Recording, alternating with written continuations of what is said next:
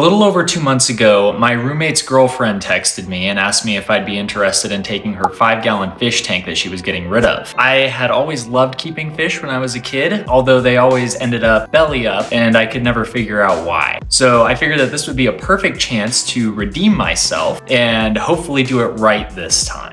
And so I texted her back and said, I'll take it. That was the beginning of my fish keeping and aquascaping journey. And that was a little over 2 months ago. Let's see how it's going now.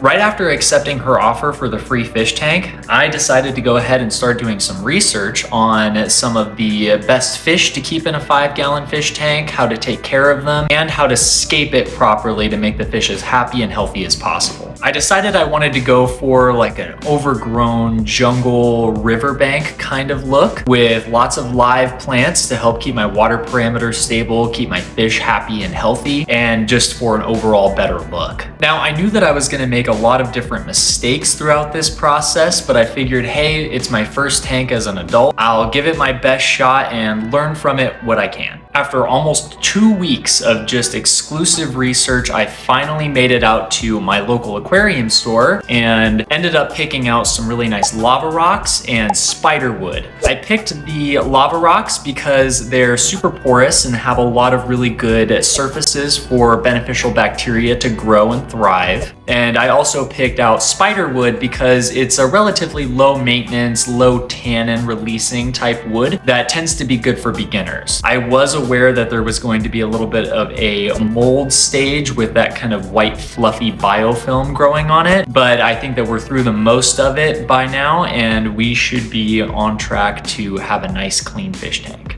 After picking out my lava rocks and my spider wood, now I just needed to figure out what I wanted to do for a substrate. After looking over all of the different options, I finally decided that I wanted for sure an aquasoil substrate base layer to create a rich layer where my plants could draw up nutrients without me having to fertilize daily. I didn't want to go with just a plain aquasoil scape though. I think that eventually in the future I will get into doing something like that, maybe with some carpeting plants. But for my first scape, I really wanted it to be as aesthetically pleasing as possible with a more decorative sand and gravel style. So once I made up my mind there, I decided that I wanted gravel in the back of the tank and then have some nice light decorative sand up front and center. Once I had all of those key design features figured out, my next step was to start putting together the hardscape with the spider wood and the lava rocks that I had purchased. That whole process started out a little bit rough at first, but once I got the hang of messing around with the wood and messing around with the rocks, I was finally able to come out with a look that I really, really liked. And I felt like it was very well balanced and kept the tank very naturalistic looking. And I am actually quite pleased with the way that my first scape has turned out. I would say that the biggest mistake that I made when I was laying down my substrate and my hardscape was that I put in probably a little bit too much aquasoil to start. And with that, I ended up getting quite a few little chunks of aquasoil that got lifted up on top of my decorative layer of sand predominantly, some on my gravel. It kind of ruins the look a little bit. It doesn't look as clean or as polished as it could. I think in the future I'm going to do a little bit less aquasoil and then slope it up towards the back of the tank, plant into the aquasoil, and then lay down my decorative substrate layer. I think that that'll both help anchor my plants better and keep the aquasoil down below the decorative layer where it's going to look the best and be the most functional. After I finally got my substrate and hardscape figured out, I glued my substrate together to make sure that it wouldn't get bumped or dislodged or fall apart when I was doing tank maintenance. After that, I needed to just pick out what plants I wanted. So I did loads of research on what kind of plants would thrive in the water parameters that I was looking to keep fish in, like crypts, epiphytes, water sprite, all of the good beginner plants that are really hardy, really hard to kill, and just to help absorb all of those extra nutrients in my water column that can potentially cause algae outbreaks. So let's go ahead and take a look at some of the plants that I'm keeping right now in my aquarium. Starting off in the back left-hand corner, I have water sprite or Indian lace fern. It is a very bright green colored plant. It tends to grow quite quickly and sometimes out of control if you don't keep up on your maintenance with it. And my water sprite has really been one of the key characters when it comes to soaking up all of that excess water column nutrients. I'm expecting my water sprite to grow in quite quickly and fill in that left corner to give it that true jungle look as time goes on. Next up, let's talk about my epiphytes. I started out with a Java fern and some Anubias nana petite. That combo I really felt like was going to complement the look that I was going for in my aquarium while being easy to attach and help cover up some of the driftwood space that I had available. My Anubias nana petite I decided to put at the base of the driftwood on the right side of my tank, right next to those lava rocks to kind of ease the transition between the rock and the driftwood itself. The Anubias nana petite is a little bit of a slow grower, so I wasn't expecting to see life out of it right away, but after trimming off a couple of the couple dead leaves that had gone after I planted it during the adjustment period, I am starting to see some fresh, new, brighter green growth coming right out of the rhizome. Now let's talk about my Java fern. As you guys can probably see here, there is no Java fern in this tank right now, and that is unfortunately because it didn't make it. Within the first week and a half or so of having my Java fern planted in my tank, I had seen a lot of plant die off. It was really not doing well, and I did a little bit of research and found out that that's pretty common for Java ferns to have to adjust to being grown submerged in the water as opposed to immersed in the water where just their roots are underneath it. I was patient and I waited a little bit longer just to wait and see if it would potentially bounce back. After another week or so, it was very clear that my Java fern was not going to make it, and upon further research, I realized that it was potentially my fault for a couple of reasons. Reason number one was that I used quite a bit of gel super glue to secure it to the hardscape when I had initially planted it, probably choking off those roots in that rhizome so it couldn't grow properly. Also, Java ferns tend to thrive in water that's a little bit softer than what I'm keeping right now. With all of those things in consideration, I decided it was best to remove the Java fern and replace it with a different epiphyte that I could hopefully get right this time. After a quick trip to my local aquarium store, I found that they had a beautiful Piptospadha ridleyi. I hope I'm saying that right. Don't come after me for these Latin names. So I decided to replace it right where the Java fern was, and I was actually able to secure it without using any super glue at all. I was able to tuck it right in between the branches on the driftwood, and I'm already seeing quite a bit of promising new growth out of it. And I'm also seeing the roots starting to really wrap around and grab onto that driftwood, so it is quite securely on there now. I love Java fern, but really I think that it was a mistake that ended up being a little bit of a blessing in disguise, because my Piptospadha really is the star of my tank now, especially with those really unique color patterns that it has on its leaves. Next, for the base of my large lava rock on the front left side of my tank, I decided that I wanted to border around the base of it with a slow-growing carpeting plant. After more research, I finally decided that I wanted to use Cryptocorin parva for that area of the tank, as it looks really lush and it's in a more shaded area which crypts tend to thrive in. Now, towards the left side of my tank is where I have my filter and my heater placed, and I really wanted my filter intake and heater to be covered up by as much plant mass as possible. So to accomplish that and to add more color, I ended up getting some scarlet temple to plant there in front of those so it could grow up and add more color, but also be more of a distraction from that really ugly filter intake and heater. Now, unfortunately, my scarlet temple did not thrive in my tank, tank just like my Java fern, and after a little while it started to completely melt from the roots up, and I ended up having to remove it. It is a plant that I'm hoping to keep again in the future, but probably when I have a more high-tech setup with a better light and CO2 injection. To make up for that empty space, I actually ended up propagating my water sprite over across that back corner. The water sprite tends to send out water roots or air roots from certain areas on the plant. So I ended up just trimming off one of those portions and planting it right in front of the filter intake. And in that area, I actually am already starting to see new growth and new leaves pop up. So if it looks a little bit too open right now, fear not. I promise you that water sprite has been my most consistent grower throughout this entire planting process. And I have complete confidence that it is going to grow in and fill in that area very nicely. Then finally, my last crypt that I planted is my Cryptocorin lutea or lutea. I'm not quite sure how you say it. I decided to put that in between the driftwood and the rocks right next to that sand gravel barrier in the more towards the foreground on the right hand side of my tank. It ends up looking really beautiful coming out of the shadows in that area.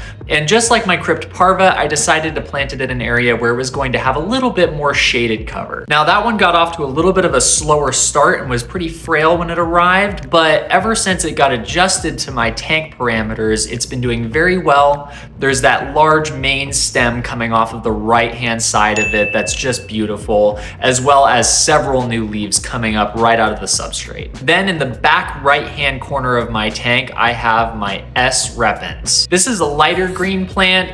In my experience, it's been a little bit of a slower grower, which is fine. And I will not lie, I had a little bit of a rough time getting it planted in that back corner. So I am totally understanding of why it has taken this long for this plant to kind of settle in. I would say it's the plant that I've seen the least growth with out of all of my plants in the aquarium. And that's likely due to the really rough planting process that I had to go through to get it situated in my tank. I'm hoping it makes a full recovery and ends up growing lush and beautiful, but only time will tell. Finally, my last plant is not really a plant because it's a moss, and that's my Java moss, also known as taxiphyllum. I decided to put the Java moss at junctions between driftwood pieces and also between driftwood and rocks to help ease those transitions and make it look a little bit more smooth and natural. I started to panic though after the first week or two of having my Java moss in the tank. It was this super bright green when I first got it out of my little tissue culture cup from Flip Aquatics. But once it had spent some time in my tank, it started to really turn brown, and that made me quite worried that potentially I had killed it all. Maybe I had used too much super glue when I was applying it to the tank. Maybe I had let it dry out too much when I was planting. I wasn't quite sure. But thankfully, after a little bit more research, you guessed it, I was able to find out that my Java moss was going through a very normal process where it's just adjusting to my tank. It was turning very brown, but now I'm already starting to see little green bits starting to kick out of it again. And from what I've been told, it won't take very long at all before my Java moss starts to just explode in beautiful green colors. Then there is my Crypt spiralis. That is situated in the back of the tank as definitely a background plant. That is the one that's sending those long grass-like leaves all the way up throughout my tank. Now that, along with my water sprite, has really been one of the best growers in my entire tank setup. There were only 2 healthy leaves coming off of it when I first opened it up, but now those 2 leaves are still getting longer, and I have 3 more leaves coming right up out that are going to eventually envelop the whole top half of the tank. That's going to provide a lot of shade and cover for my fish,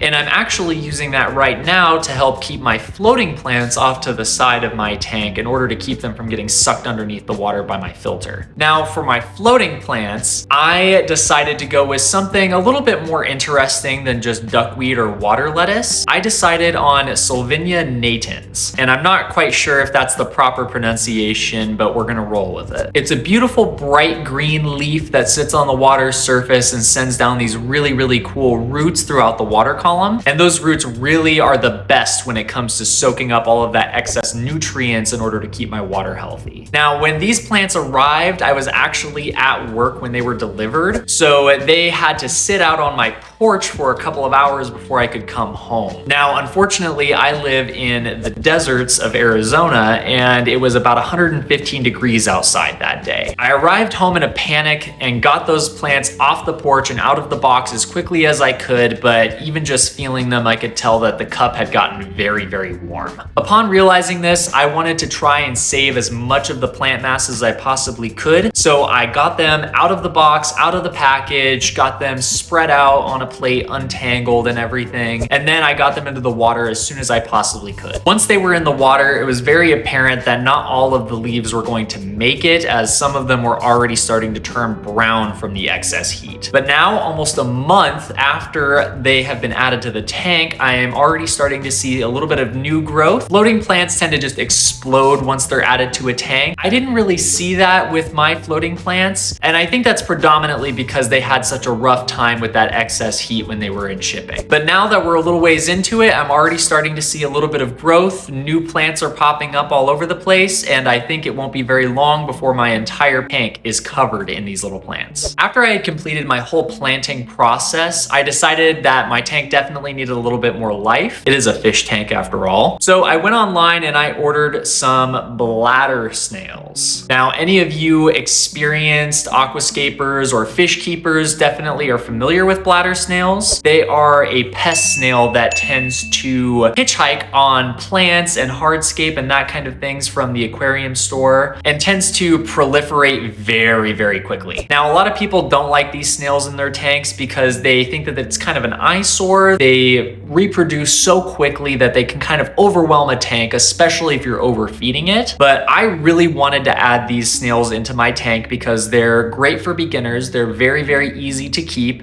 And I actually did want them because they reproduce so quickly. And that's for two main reasons. Number one, I really did want something that was going to reproduce quickly, as this was the only cleanup crew that I was planning on having in my tank to eat all of the excess algae growth. Number two, I haven't told you what it is yet, but the fish that I'm looking to keep in this tank actually likes to snack on bladder snails. If you have any ideas as to what that fish might be that I'm planning on keeping that likes to eat those bladder snails, go ahead and leave your best guesses in the comments down below. These snails have been doing an excellent job keeping my tank as algae-free as possible, and they're even fun to watch on their own. But now that I have my first generation of baby snails already motoring around my tank and they're well established, it's time to go ahead and get a new fish and put it in there. Now, I really wanted to put that fish into the tank for this first video, but unfortunately when I called my local aquarium store, they didn't have any in stock. So for this video, I'm just gonna focus on the plants, the hardscape, the substrate, basically how my process went as a beginner trying to get my very first aquascape and tank setup. And the mistakes that I've made, you know, the things that I did wrong that I've learned from, but also the things that I did right that I'm going to continue doing for all of my upcoming tanks. And ever since I planted this tank, I've been definitely trying to keep up with the maintenance as much as I possibly could.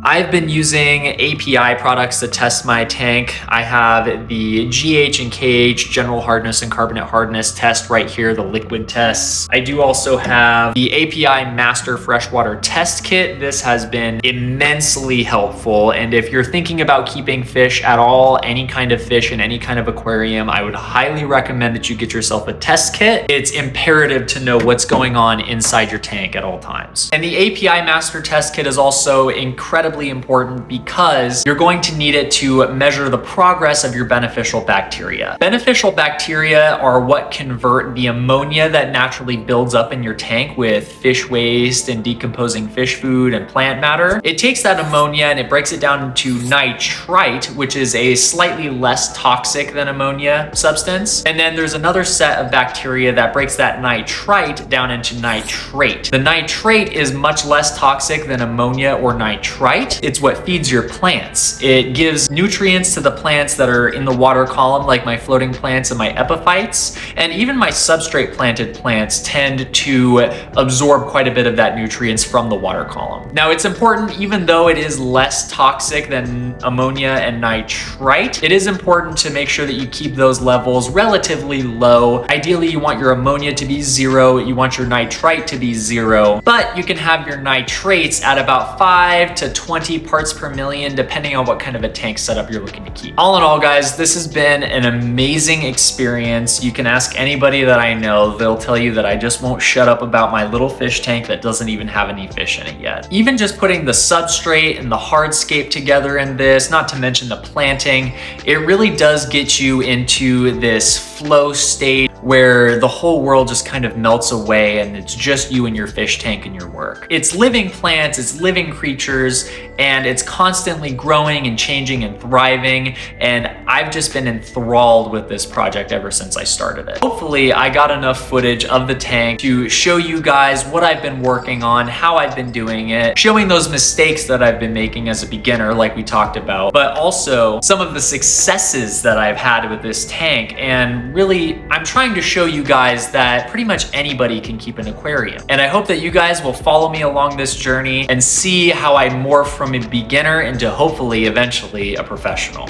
But that's gonna wrap it up for this first video, guys. If you enjoyed the video, please like and subscribe. It definitely helps out my channel. And if you wanna see my journey through the fish keeping hobby as we go forward, I'd really love to have you guys tag along. This has been Desert Fresh Aquatics, and thank you for watching.